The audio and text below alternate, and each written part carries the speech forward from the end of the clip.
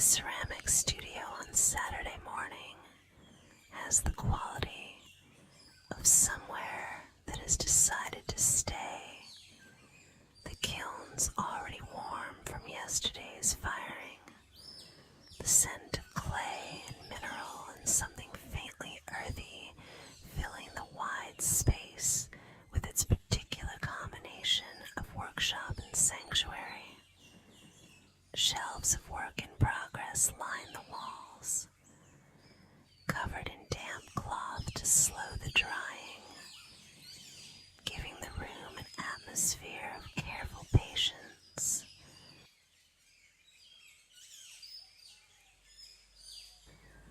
The long work tables run the length of the space, their surfaces stained with the history of everything made here, colors worked into wood grain that no amount of cleaning has quite removed. It is not a tidy place, but it is an organized one, everything with its position.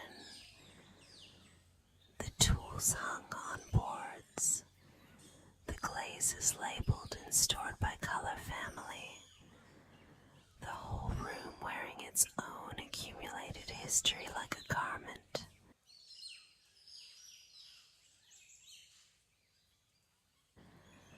Light comes through high windows on both sides, the particular diffuse light of an overcast Tuscan morning, gentle and even, the kind of light that suits making things, because it casts no harsh shadows and lets you see clearly without squinting.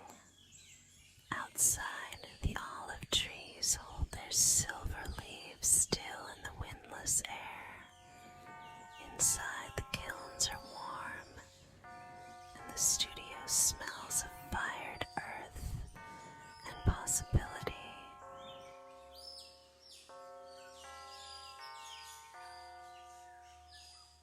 Iris is at the wheel before 8, earlier than most of the studio's members, having learned years ago that her best work happens in the first quiet hours before the space fills with other people's energy and conversation. She centers the clay with the practiced confidence of someone who has done this 10,000 times. Her hands wet, her attention total, her whole self present in a way she is rarely present anywhere else.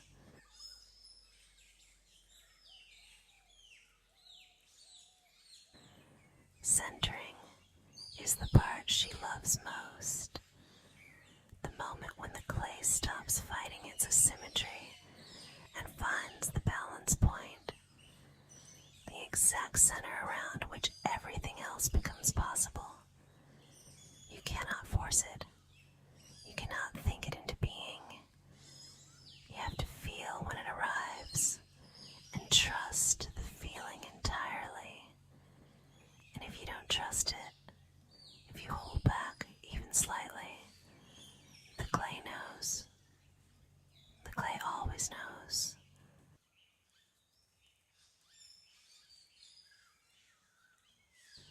The wheel hums beneath her hands, the clay rising and opening under her palms, water making everything slick and responsive.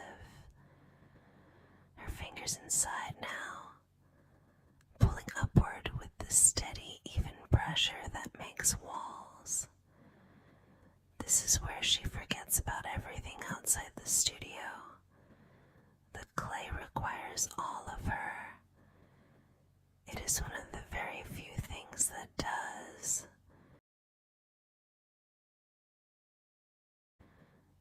She has been coming here for 11 years.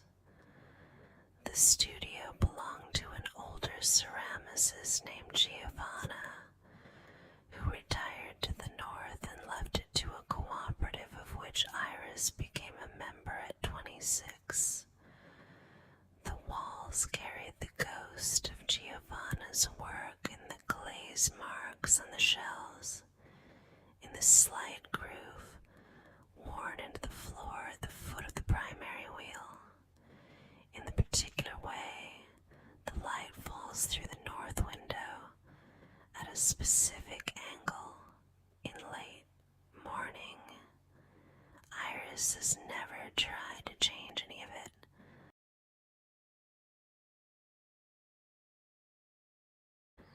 The studio is offered a beginner's Saturday slot, and a man arrives for it, standing in the doorway with that particular quality of someone who has decided to try something entirely new and is already quietly renegotiating the decision. He is perhaps 35, wearing a white linen shirt already slightly creased, carrying a canvas bag that suggests a morning person who walks rather than drives.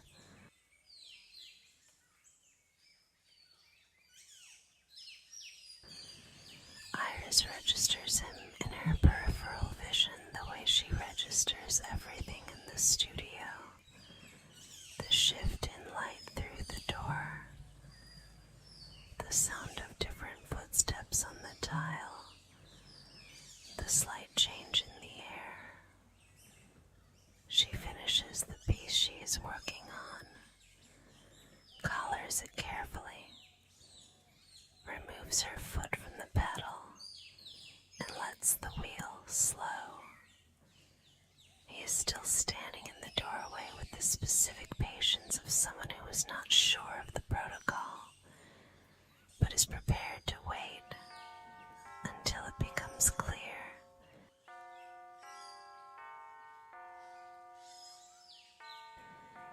She invites him in with a nod toward the beginner's wheel at the far end of the room.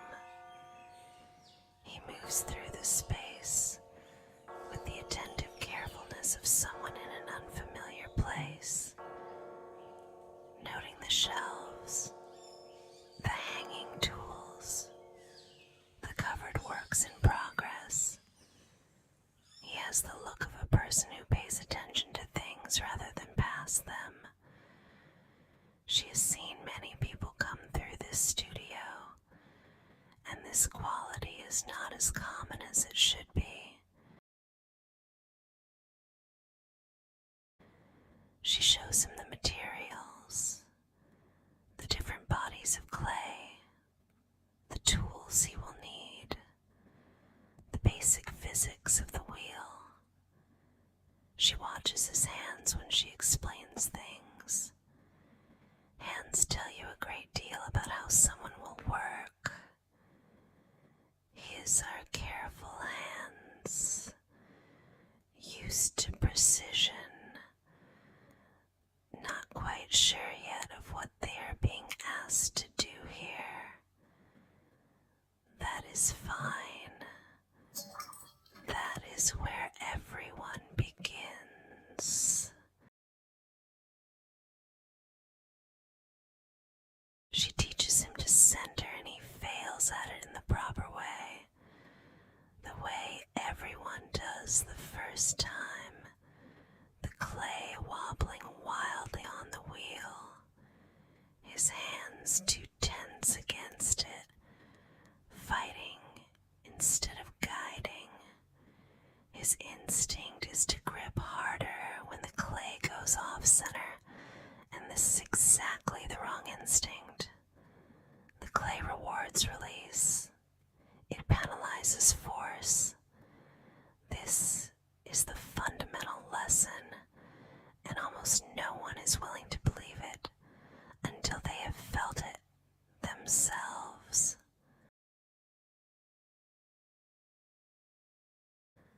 She comes to stand beside him. She places her hands over his, the wet clay under both their palms, her hands guiding his in the circular inward pressure that leads the clay rather than commands it. She can feel immediately where he is holding tension, in his wrists, in the set of his thumbs, in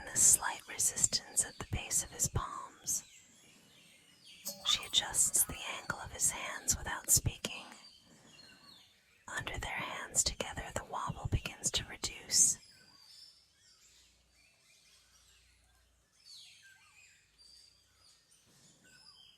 The clay responds. She feels the moment it finds something close to center, a small but unmistakable settling, the wild oscillations smoothing into a slower, more even rotation. His hands are still under hers. Then they are not still. They are following, learning the pressure through her palms, the knowledge transferring through touch in a way it could never transfer through explanation alone. This is why she teaches, for this exact transfer of something that has no words. She steps back and watches him work. He looses the center several more times. He retrieves it. He's learning not through instruction, but through accumulating physical memory, through the slow process of the body, understanding what the mind cannot quite formulate. This takes as long as it takes. She does not rush it. The wheel turns. The morning moves through its first hour. They work together through the morning. Him at the beginner's wheel with its lower profile, her at hers, the space between them, a comfortable arm's length. He's not skilled yet, but he's attentive in a way she finds increasingly rare, watching what she does and attempting to translate it to his own hands with varying and honest results.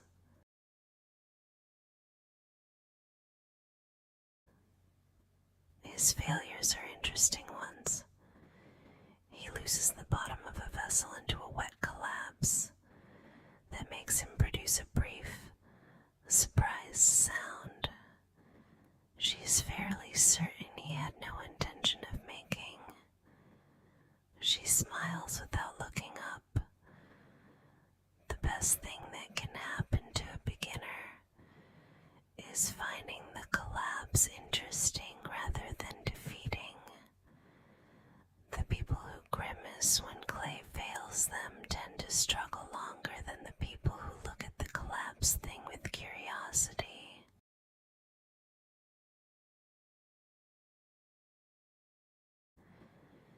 They share the space in the comfortable way of two people occupied with work that requires enough attention to prevent unnecessary conversation, talking in the intervals between active effort, the way people talk in a workshop, quietly, in sentences with space around them. He asks genuine questions about the properties of different clays, and she answers with the directness she uses when she senses that someone actually wants to understand and is not just being polite.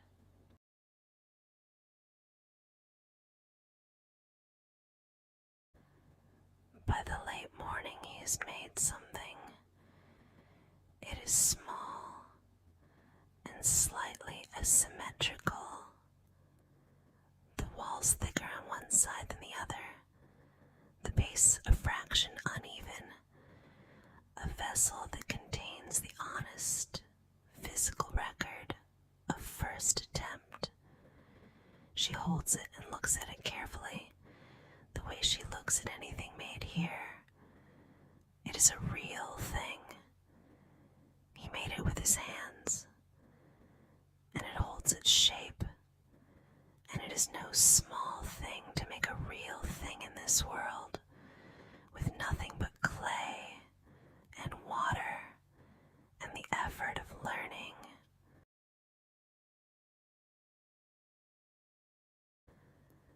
The studio empties in the early afternoon. The other members finish their sessions and pack down their work, and the room returns to the quiet it had in the morning. He stays because she is still working, and because he has discovered that he is not done, that the morning has opened something in him that is not finished arriving yet.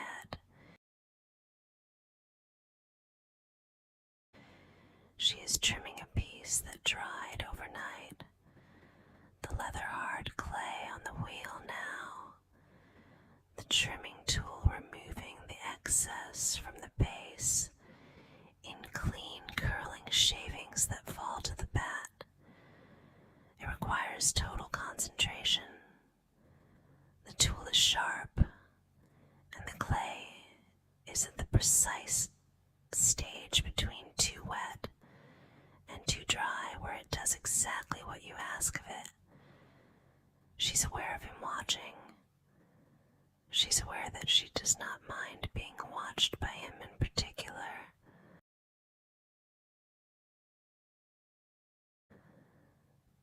The afternoon light comes through the studio windows at a lower angle than the morning light did. Warmer now, turning the copper glazes on the shelves into something that almost glows. The kilns have been quiet all day. Outside, the olive trees have begun to move in a light afternoon wind. Inside the studio smells of dried clay and the specific mineral scent of things that have been fired, and of the particular stillness that settles over a working space when the work is almost done.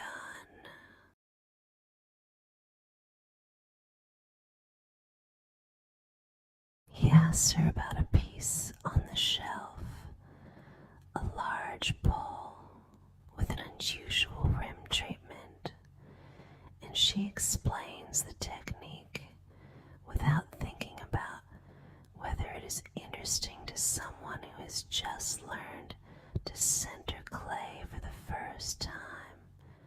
She talks about it the way she talks about all her work when someone asks directly, with the complete attention she gives to things she cares about. Midway through the explanation, she notices that he is looking at her rather than at the bowl. She finishes the explanation anyway.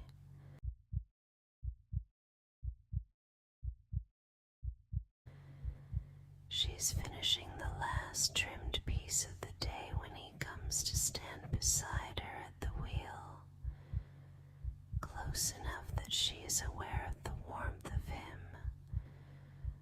close enough that the slight movement of her shoulder would reach him. The clay sits still on its bat. The wheel is not turning. The late afternoon light falls across the work table, and the two of them standing beside it. She looks up. There's a moment in making something where you know before you can say how you know that the thing is right, that the hands have arrived somewhere they were working toward, without quite knowing they were working toward it.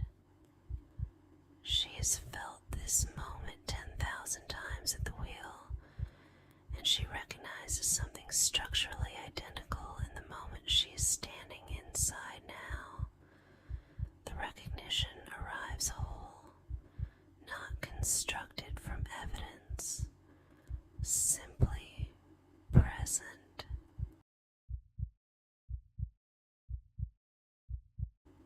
He moves toward her slowly enough that she has time to know he is going to.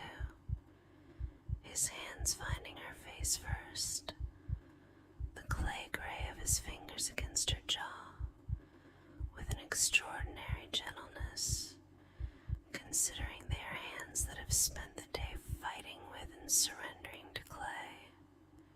She meets him.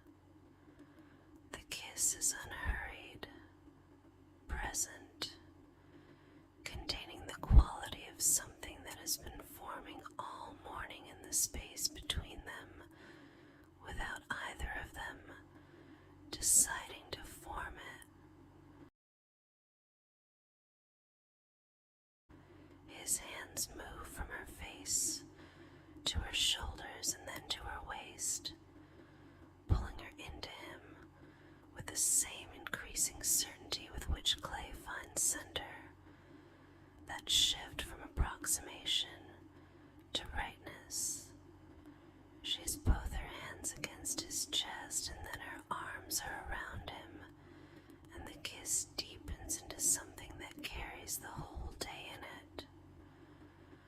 The morning instruction and the afternoon attention, and the bowl, she explained, and the collapsed vessel, and the light through the north window.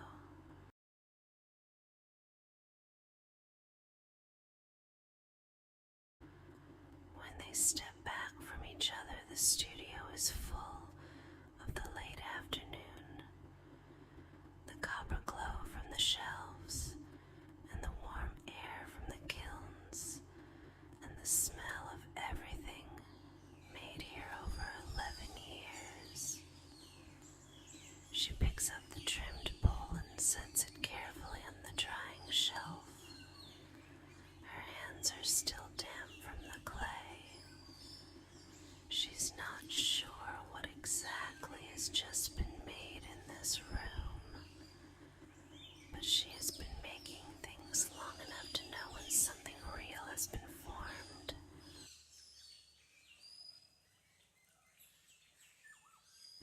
He leaves when the light begins to flatten, walking out through the studio door into the Tuscan evening, with clay still dried in the creases of his knuckles and his canvas bag over his shoulder. She watches him go from the doorway. The olive trees are silver gray in the diminishing light. The road is very quiet.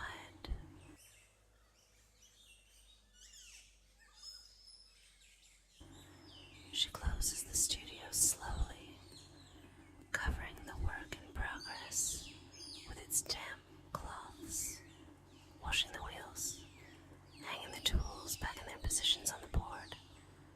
These are things she has done 1,000 times. The end-of-day ritual that closes the making and returns the space to its waiting state.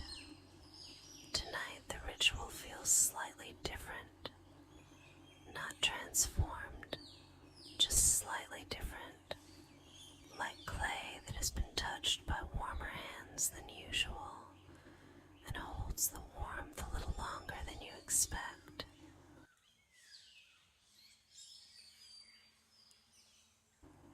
On the drying shelf, his first vessel sits beside her trimmed bowl.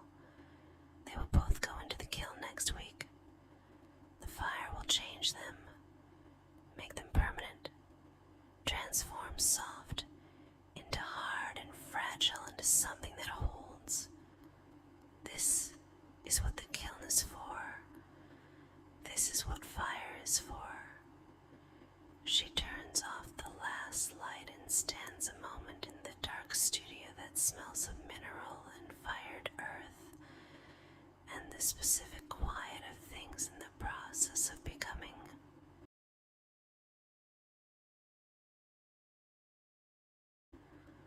Outside, the first stars are appearing over the olive grove. The evening air has the coolness of early autumn, a first slight edge in it, the suggestion of a sea